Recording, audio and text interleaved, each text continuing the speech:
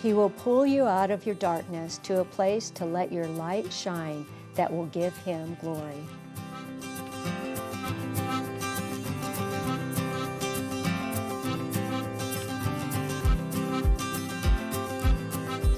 Helen and her husband, David Smallbone, were raising their 6 children in Australia when a devastating business setback wiped out their family's livelihood. With a new baby on the way, they realized that God was opening doors around the globe in Nashville, Tennessee.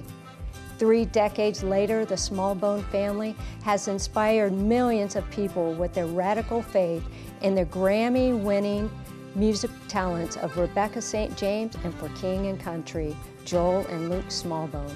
Today, Helen shares a behind-the-scenes view of their family life in her new book, Behind the Lights, The Extraordinary Adventure of a Mom and Her Family.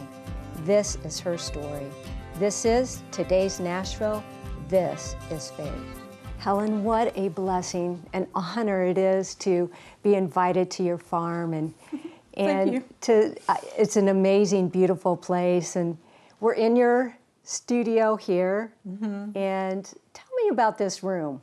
Well, this room, when we first moved in here, was actually the farmer who built this property. It's an older property. He used it as his workroom.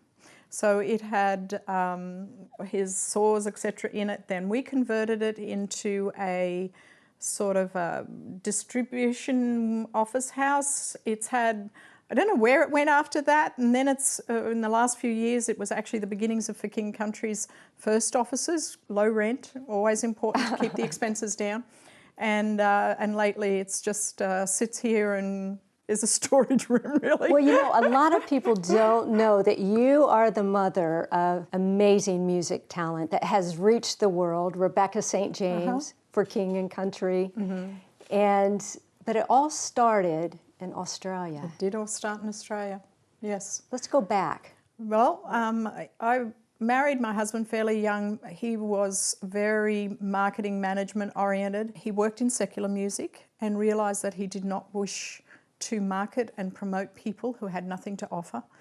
And it really disturbed him that you see these stars off stage, and he said there was just emptiness. So he decided he wanted to get into Christian music. So the first concert that we ever attended as a family was when Rebecca was 6 weeks old, and it was a Larry Norman concert in the Sydney Opera House. And he then proceeded over the next about 15 years, bringing a lot of the major Christian artists. It was the beginning of Christian music in America, and we would bring them down to Australia. He also had a small record company. At one point, he had the gamut. He had a music magazine, he had a Christian bookstore, he had a record company, a distribution company, and concert production and management. So obviously he grew so fast you've got to remember Australia has about the same land mass as the central area of America. However, you might have 300 million or so, maybe even more than that now, where we have about 30 million.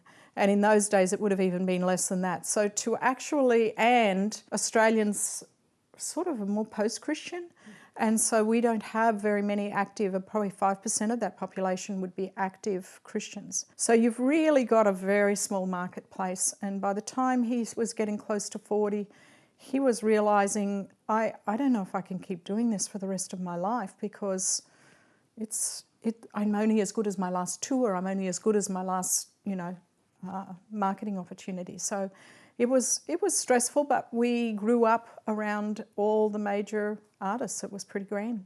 Well, tell me a little bit about your faith and David's faith. When did you become believers and followers of Jesus? We both grew up in very similar homes. I'm actually a pastor's kid, and I'm the youngest of 3 brothers. David's family, his father was a lay preacher, which is sort of a step down from being a pastor. We both moved a lot. We actually had the same families. He's 3 boys and a girl. I'm 3 boys and a girl. Both the oldest are Davids. I mean, the similarities are just staggering. We married when I was fairly young. I was 20. Started having kids at 22. Ended up with 6 kids. Our faith journey really, mine, mid-teens, I really committed my life and took Jesus seriously. My dad had a bit of a revival in his ministry at about that time, and we really went deeper in our faith. It was, and we carried that into marriage.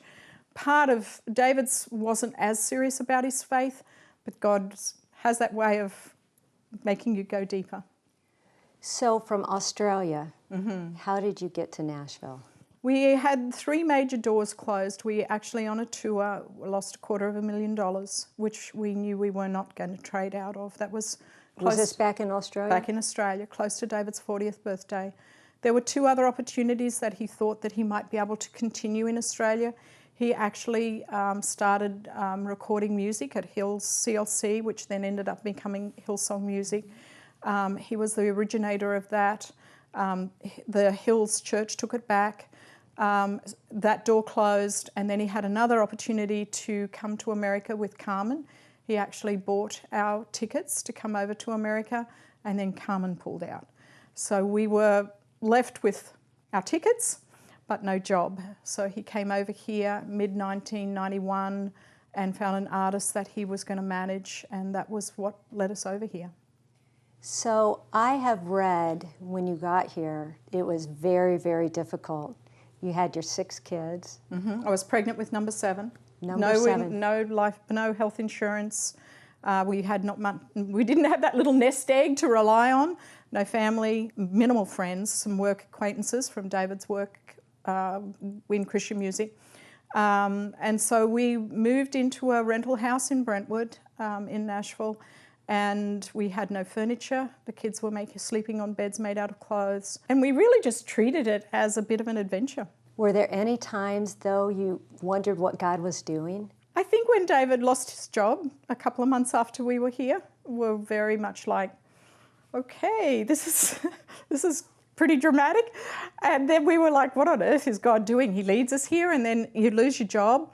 But in those early days, when you've got nothing to go back to, you've got to go forward, and you go forward one step at a time. And so we gathered around as a family and we prayed, and we saw God answering those prayers and providing us with miracles. We got a house full of furniture. A local Sunday school at Baptist Church provided us with all our furniture in their house. They continued to support us.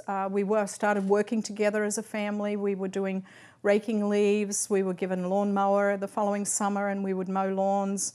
Rebecca started cleaning, babysitting, and it was really the kids working that actually put food on the table. And David picked up another job in management, and that paid our basic bills, but it was still pretty hand to mouth. That is amazing. And it's interesting how God started turning your life around. Very slowly, step by step, and whenever we were discouraged, something that would happen that would just say, just keep going, keep going.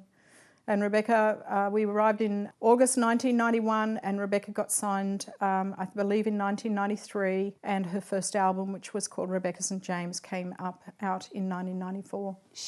How old was she then? 16. 16, very young. Helen, we're going to talk about that when we come back, how God turned your whole life around.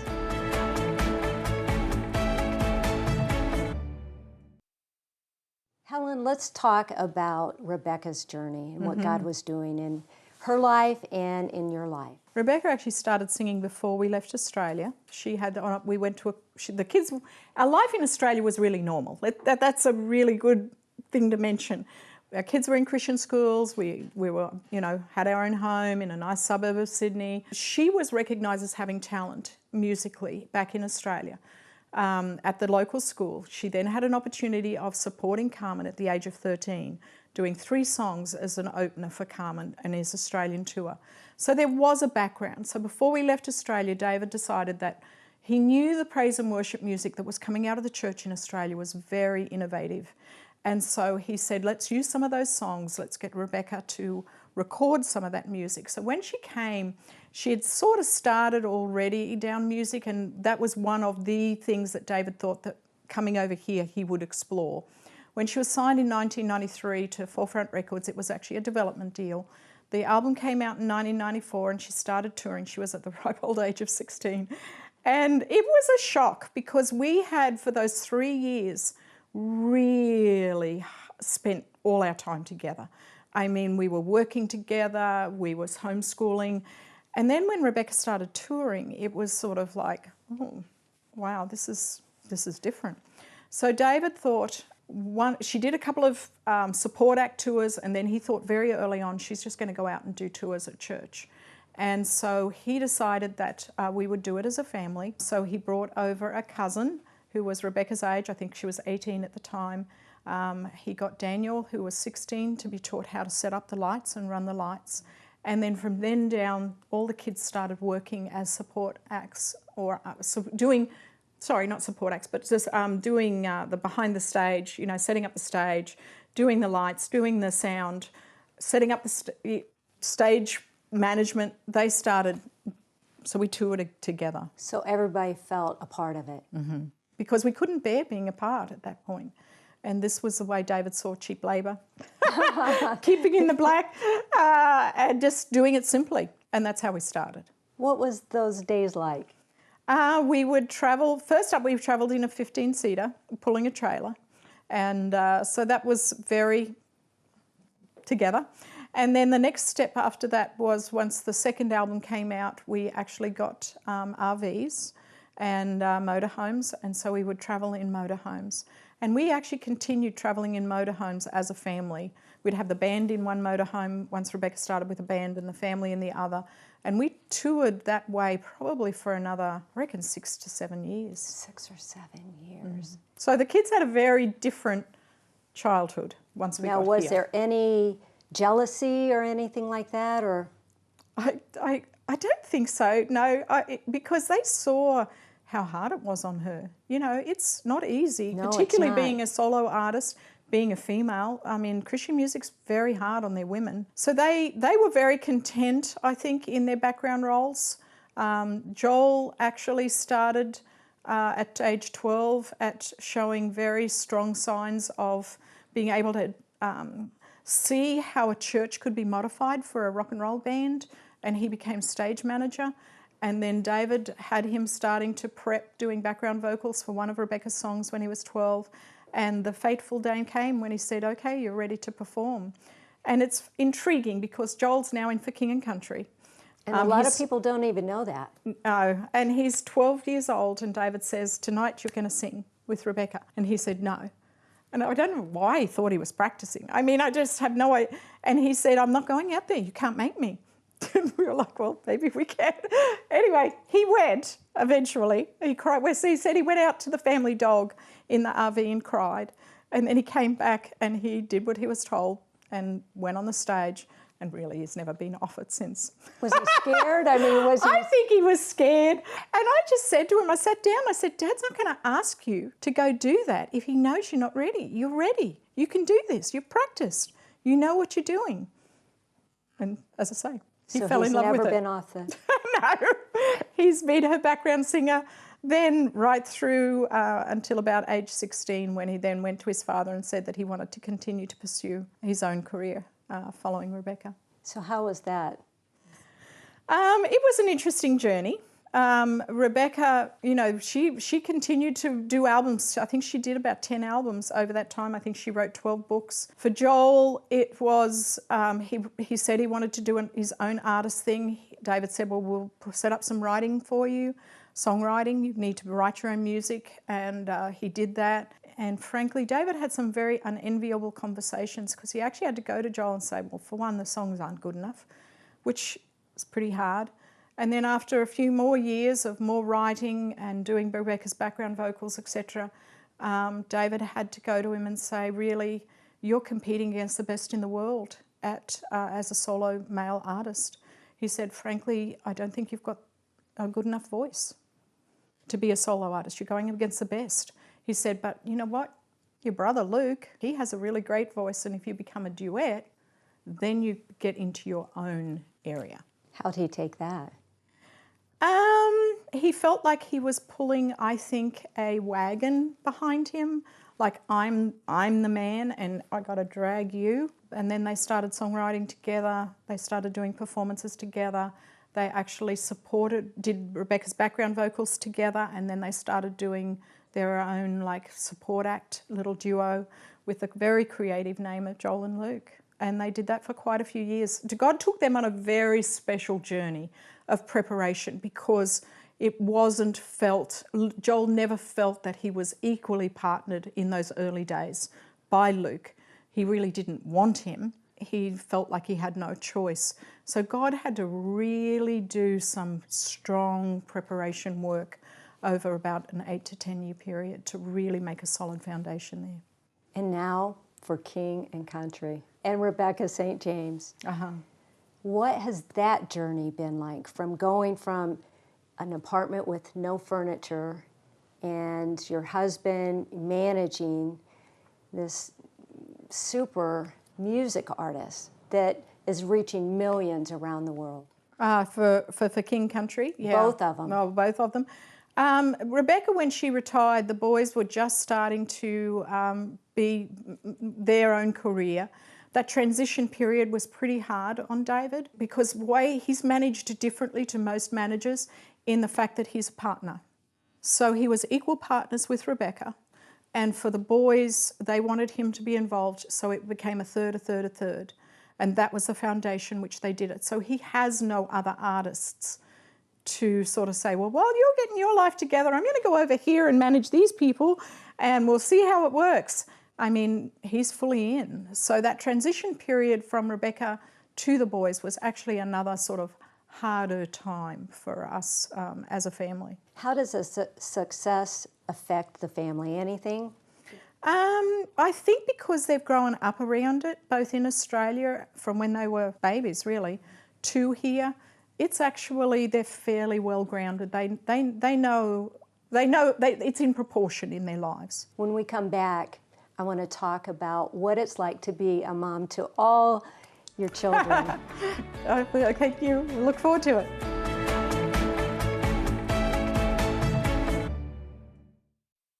Helen, you have a new book coming out. I do, yes. It's called Behind the Lights, and it's actually my memoir. It's a bit of a stretch for this mum who's always been behind the scenes, which is why it's probably called Behind the Lights, because I don't love being out in front of everybody. Well, tell me a little bit about what's in the book. Do the kids want to read it, or? Well, when I finished the book, and it was in its sort of final stages of editing, I went to my co-writer and I said, you know, I'm writing all about Rebecca's career, how it started and what it was like, and then I've got all about for King Country, because they had this long period of time of transition from Rebecca to them, and it was sort of an 8-year journey that I call it, being like going in the wilderness, going backwards and forwards before they actually started to take off. I said, oh, maybe I need to get them to read it, you know, just to make sure that they sort of agree with what I'm writing. And she came back emphatically and said,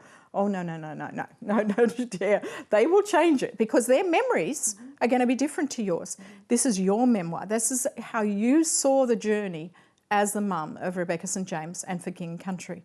And so it goes further than that. It really goes back to the gamut of when we were in Australia, who David is, who I am.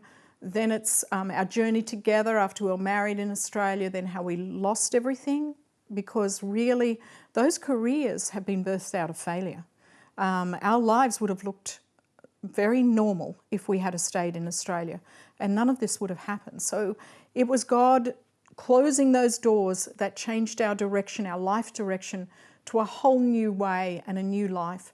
He built a strong foundation of us working together, of being together, and that's really, I don't know what, so I'm writing about all those background things. And my premise is to really encourage others on their story. I mean, everybody has a story. Everybody has a story. And I love that. I love the way God leads and intertwines our stories, and then what he does in our stories that really shows us his faithfulness and goodness. And even though these careers have been birthed out of failure, it's his restoration. I mean, the farm that we're filming this on is his restoration. This is our family home. We've been on this property for over 25 years, and we've been in America for 30. So he's led us on a journey we never anticipated that we would be living, but this was his journey. Tell me about this farm. Well, when Rebecca was in the height of her career, David decided that he would want to start to document some of her. We were traveling over internationally. We were traveling to Europe again as a family. We were doing it. We were on the road as a family. And he thought it would be great to get our second oldest son a video camera to actually start to record some of the behind the scenes stuff.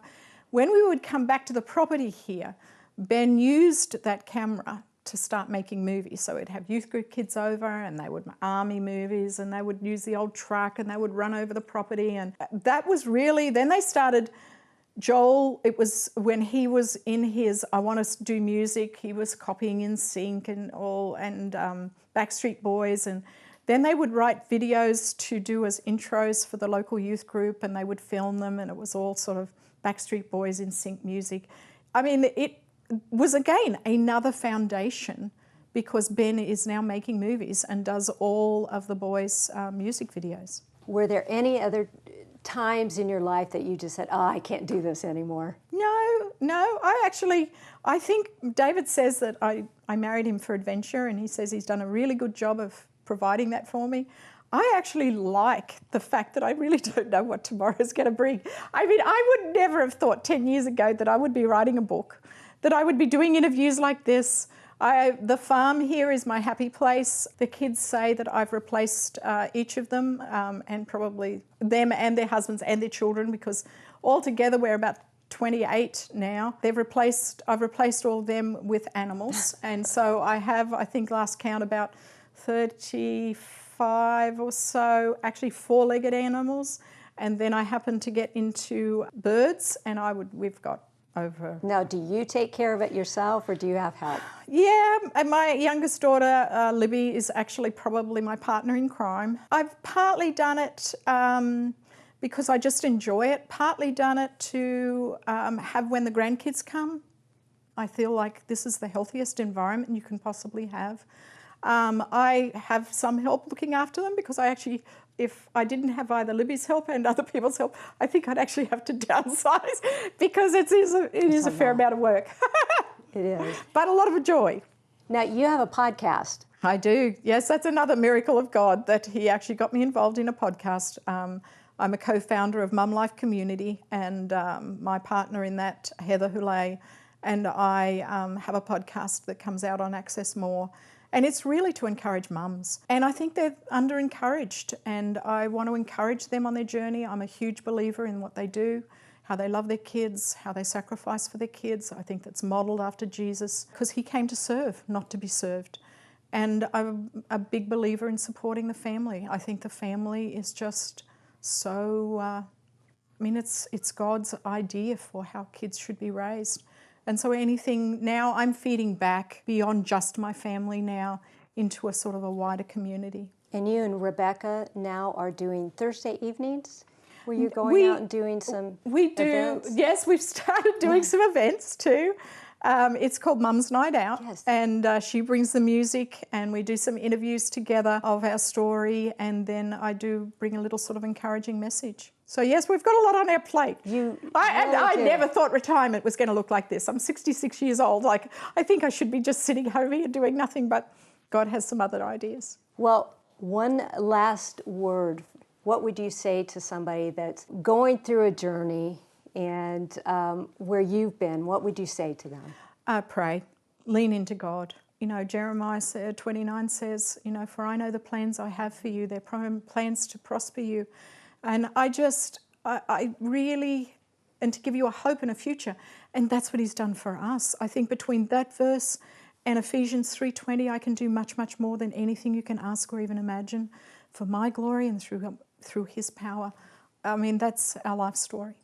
Helen, thank you so much. What an honor and blessing it is to sit down and to talk to you. And and hear about your journey.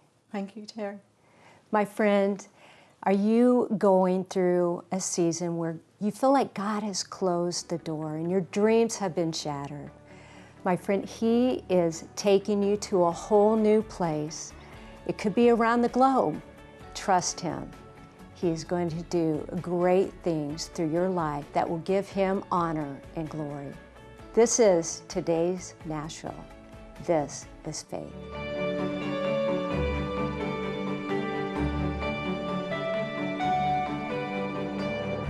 Cornerstone Television wishes to thank all our faithful viewers whose consistent prayers and financial support have made this program possible.